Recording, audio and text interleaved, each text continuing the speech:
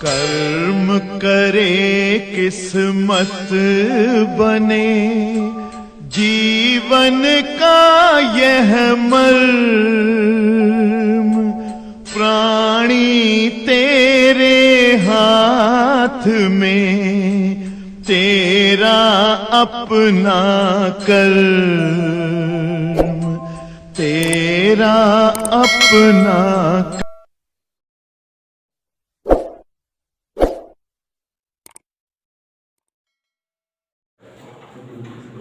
प्यारे बच्चों, कल की क्लास में हमने आपको लेंस मेकिंग फार्मूला पढ़ाया था, यूबीएफ में संबंध लेकिन लेंस मेकिंग फार्मूले के तहत।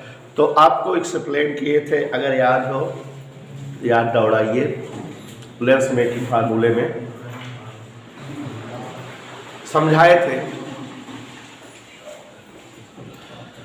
कि यदि कोई गोलीय अपवर्तक पृष्ठ या गोली उत्तल पृष्ठ हो तो उनके लिए अपवर्तन का व्यंजक n/v - 1/u बराबर n-1/r।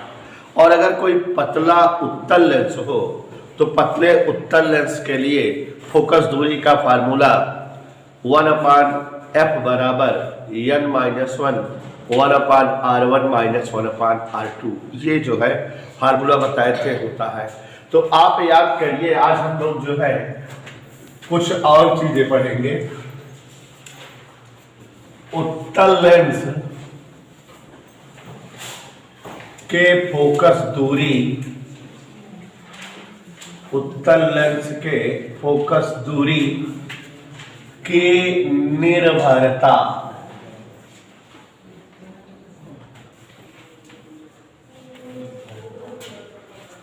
सभी बच्चे ध्यान से, उत्तल लेंस के फोकस दूरी की निर्भरता माने उत्तल लेंस की फोकस दूरी किस पर निर्भर करती है। तो प्यारे साथियों, बहुत ज़्यादा जो है इम्पॉर्टेंट टॉपिक नहीं है। न्यूमेरिकल जो है हम मुझ के कहने पर शुरू करने जा रहे हैं। हम ठीक रहेगा? तो बहुत तेज न्यूमेरिकल शुरू करने जा रहे हैं।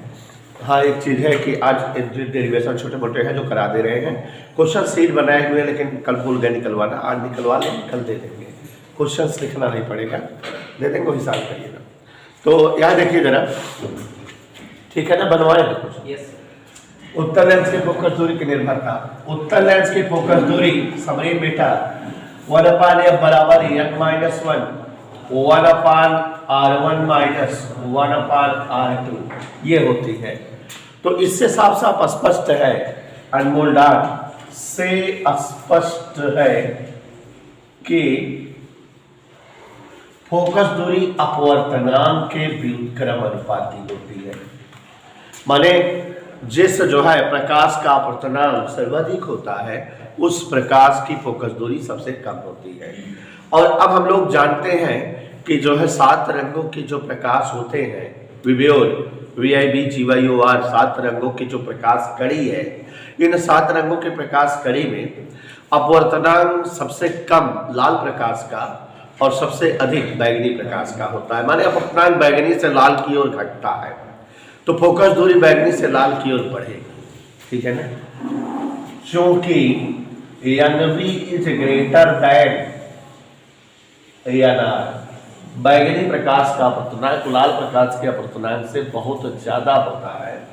इसलिए स्पष्ट है कि लाल प्रकाश की फोकस दूरी बैगनी प्रकाश की फोकस दूरी से अधिक होगी। एक निर्भरता ये हो गई। दूसरी निर्भरता लेंस के फोकस दूरी की, ये पहले निर्भरता हुई। माननीय यशपाल जी, साफ साफ स्पष्ट है कि लेंस के पदार्थ की फोकस दूरी उसके जो है माध्यम के अपवर्तनांक के व्युत्क्रम अनुपाती होती है। बैगनी प्रकाश के लिए अपवर्तनांक सर्वाधिक होता है, अतः स्पष्ट है कि बैगनी प्रकाश की फोकस दूरी किसी लेंस के लिए सबसे कम होगी अन्य सभी रंगों की अपेक्षा। लाल प्रकाश का अपवर्तनांक सबसे कम होता है 7 रंगों के प्रकाश में, इसलिए लाल प्रकाश के लिए फोकस दूरी 7 रंगों के प्रकाश के लिए सबसे अधिक होगी। ठीक है? और आपको बताना चाहेंगे अम्बुजदान कि भिन्न भिन्न रंगों के प्रकाश के लिए लेंसों की फोकस दूरियां भिन्न भिन्न पाई जाती हैं। लाल प्रकाश की फोकस दूरी अलग है, बैगनी प्रकाश की फोकस दूरी अलग है। इससे एक बात यह होती है कि अगर किसी वस्तु का भिन्न भिन्न रंगों के प्रकाश में प्रतिबिंब देखो, तो भिन्न भिन्न रंगों के प्रकाश के लिए वस्तुओं का प्रतिबिंब भिन्न भिन्न आकार का और भिन्न भिन्न स्थान पर बनता है। और प्रतिबिंब बनने का यह दोष वर्ण वित्थन कहलाता है। और दो लेंस जोड़ करके रख दिए जाए इस प्रकार से कि दोनों लेंसों के संयोग के कारण किसी भी वस्तु का भिन्न भिन्न रंगों के प्रकाश के लिए प्रतिबिंब एक ही स्थान पर और एक ही माप का बने, तो लेंसों का यह संयोग अवर्णक संयोग कहलाता है और यह घटना अवर्णकता कहलाती है। कंपटीशन में पूछा जाता है, इसलिए बता दिए, कंपटीशन का टॉपिक है। देखो इधर, भिन्न भिन्न, सभी लोग देखो जरा, रंगों हेतु फोकस दूरी भिन्न भिन्न होगी कि नहीं? इस कारण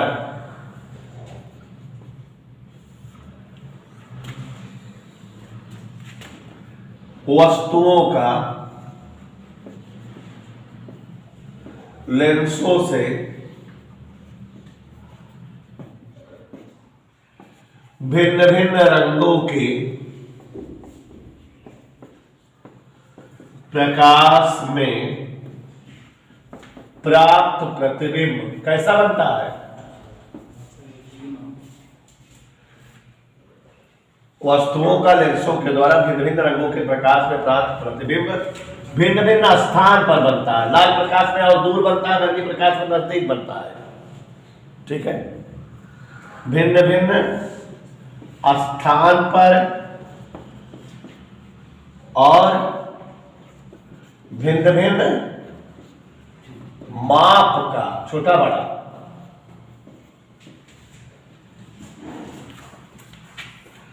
लाल प्रकाश के लिए किसी भी वस्तु का प्रतिबिंब बहुत दूर बनता है क्योंकि लाल प्रकाश की फोकस दूरी बहुत ज्यादा होती है, जबकि बैंगनी प्रकाश के लिए उसी वस्तु का प्रतिबिंब और पहले बन जाता है क्योंकि बैंगनी प्रकाश फोकस दूरी कम होती है।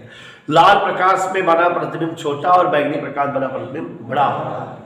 तो प्रतिबिंब भी अलग अलग साइज का बनता है और अलग अलग स्थान पर, और यह दोष क्या कहलाता हो? वर्ण वित्थन। इस दोष को हम लोग क्या कहते हैं? कोरोना कारण ये सब कट गया है इसलिए बता दे रहे हैं, जान लो। इस दोष को क्या कहते हैं? वर्ण वित्थन। और जब भिन्न भिन्न स्थान पर प्रतिबिंब प्राप्त हो तो यह दोष जो है अक्षीय वर्ण वित्थन। कौन सा दोष बेटा? अक्षीय वर्ण वित्थन। और जब प्रतिबिंब भिन्न भिन्न माप का प्राप्त हो तो इसे पार्श्विक वर्ण वित्थन कहते हैं। ध्यान देते रहिएगा, किसी भी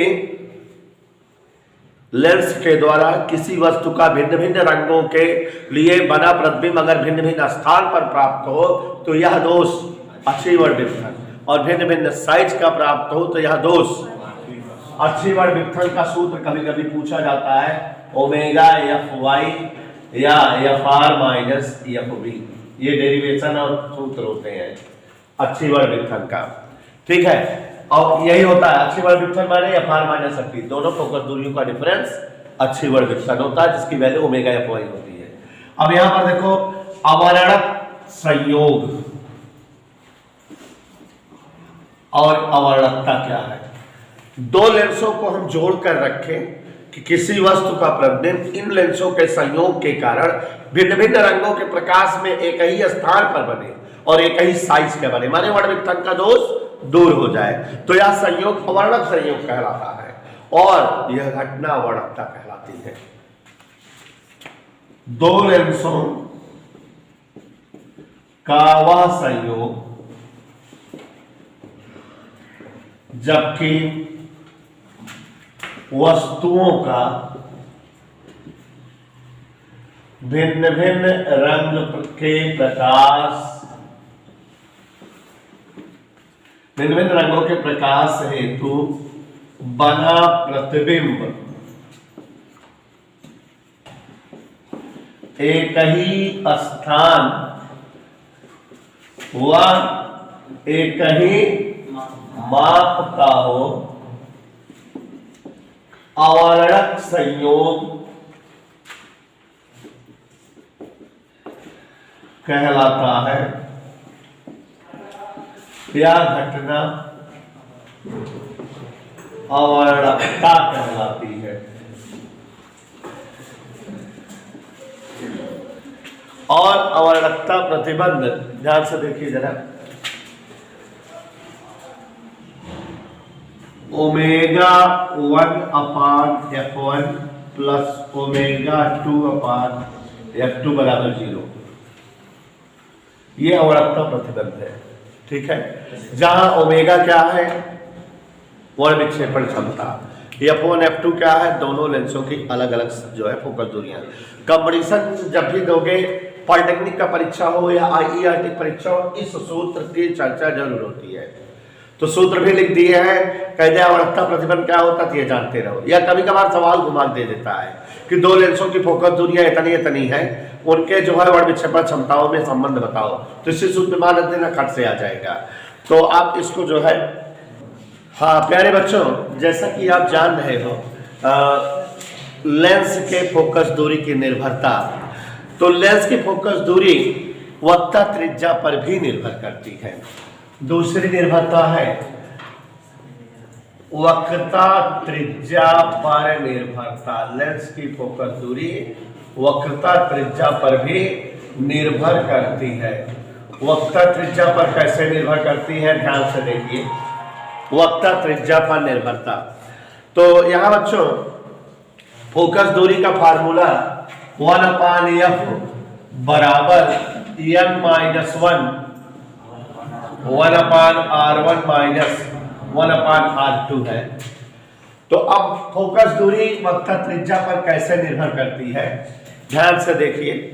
अगर जो है, गौर से देखिएगा, अगर उत्तल लेंस हो, उत्तल लेंस हो, अपने आप देखिए और समझिए, उत्तल लेंस इस तरह से बनता है और इसके प्रथम पृष्ठ की वक्रता R1 धनात्मक होती है और द्वितीय पृष्ठ की वक्रता R2 इस साइड होने के कारण ऋणात्मक। और अब अगर 1/f बराबर n-1 फार्मूले में प्रयोग करें, R1 की जगह प्लस R1 और R2 की जगह माइनस R2, तो ये n-1 1/r1 प्लस 1/r2, और ये पूरी वैल्यू धन में आती है। सब वैल्यू धन में है क्योंकि n का मान 1 से बड़ा हमेशा रहता है, तो n-1 धन में होगा और ये दोनों धन में हो ही गए। तो स्पष्ट है कि उत्तल लेंस की फोकस दूरी धनात्मक होती है। उत्तल लेंस की फोकस दूरी धनात्मक होगी। ये जो है स्पष्ट हो गया कि उत्तल लेंस की फोकस दूरी प्लस में आएगी। कभी कहता है कि सिद्ध करो उत्तल लेंस की फोकस दूरी धनात्मक होती है, तो ऐसे ही सिद्ध कर दीजिएगा। ऐसे ही अवतल लेंस के लिए गौर से देखिए, अवतल लेंस हेतु प्यारे बच्चों, अवतल लेंस का जो है इस तरह से फिगर होता है और R1 इस साइड है, माइनस वैल्यू है, R2 इसमें प्लस वैल्यू में होती है। ठीक है, और अगर 1/f बराबर प्रयोग करें n-1 1/r1 माइनस 1/r2, तो यहां माइनस कॉमन लेके बाहर कर दें अगर, तो minus n-1 1/r1 plus 1/r2, साफ जाहिर हो गया कि R1 का मान माइनस हो गया। तो सत्यापित हो गया कि अवतल लेंस की फोकस दूरी ऋणात्मक होती है, श्योर एंड सर्टेन। अब जो है तीसरी निर्भरता, जिस पर जो है कभी कभी सवाल पूछ लेता है बेटा, न्यूमेरिकल जरूर इस सूत्र पर पूछते हैं कि अगर उत्तल लेंस को किसी द्रव में डुबो दिया जाए तो फोकस दूरी पर क्या प्रभाव पड़ता है। लेंसों को द्रव में डुबोने पर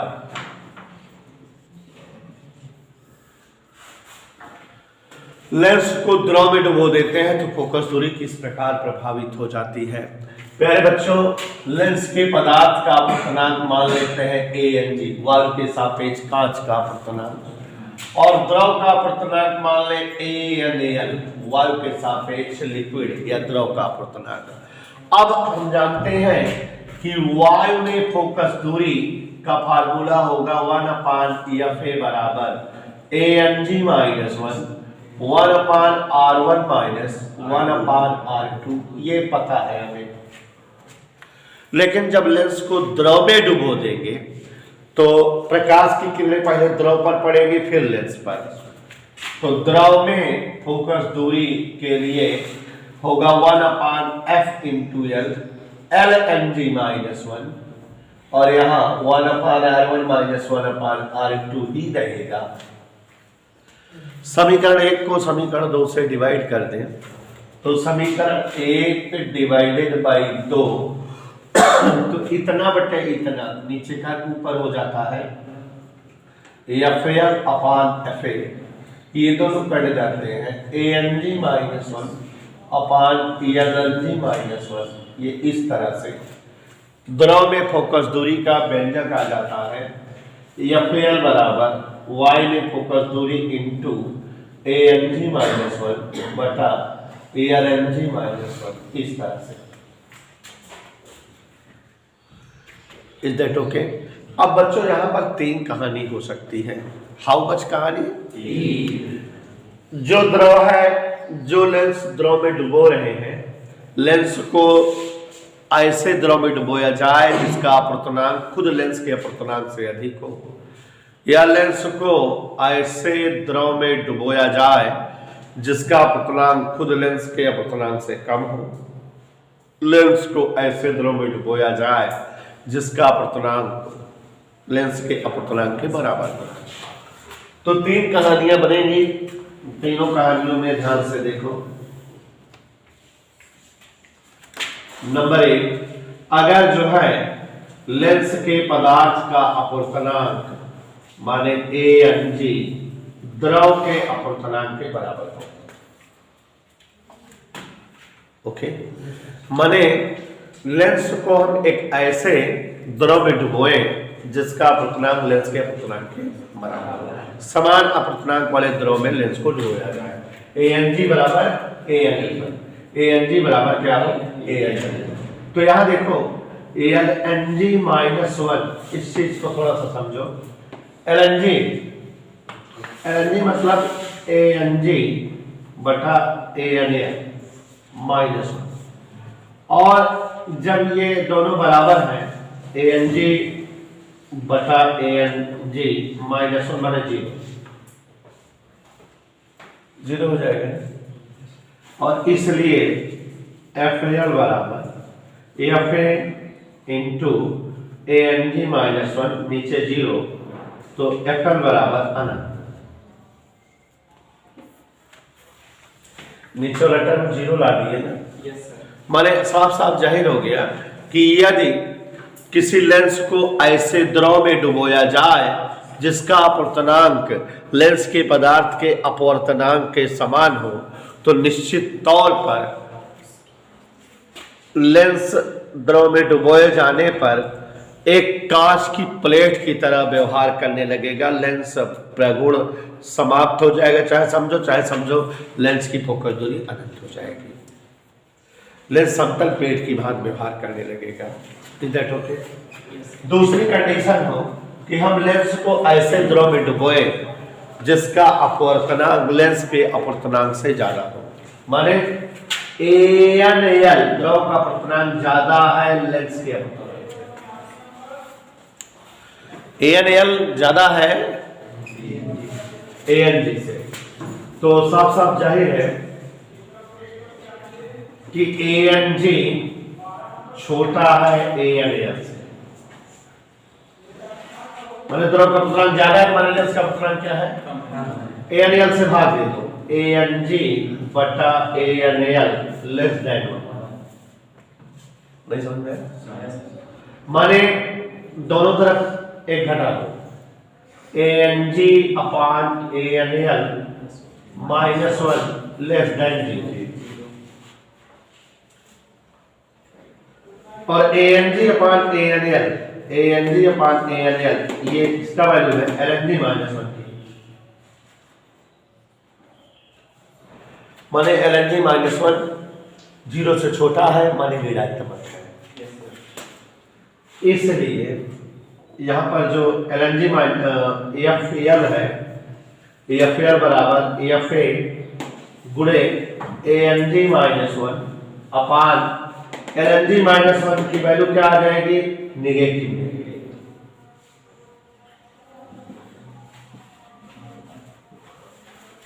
0 से छोटा माने ऋणात्मक। तो अब यहां पर अपने आप स्पष्ट हो गया कि Fl बराबर -Fl।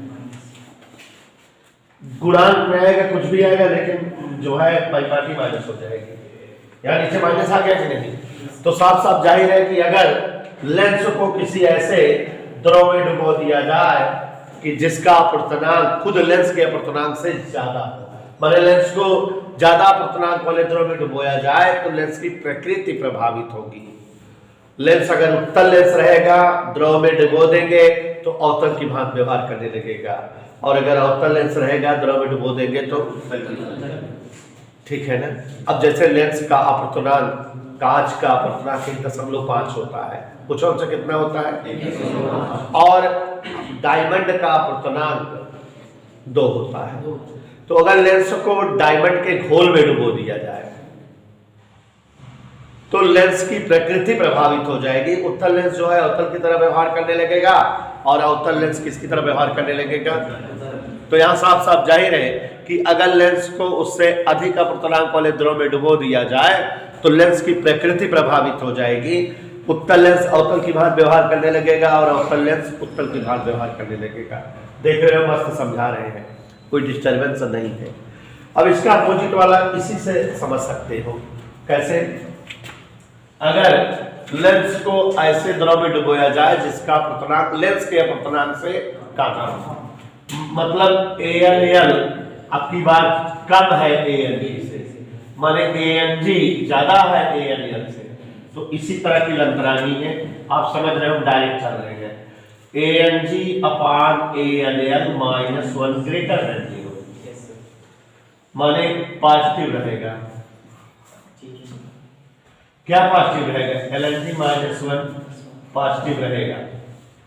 इसलिए Fl बराबर FA ANG-1 नीचे पॉजिटिव वैल्यू है, तो ये Fl भी पॉजिटिव में ही आएगा।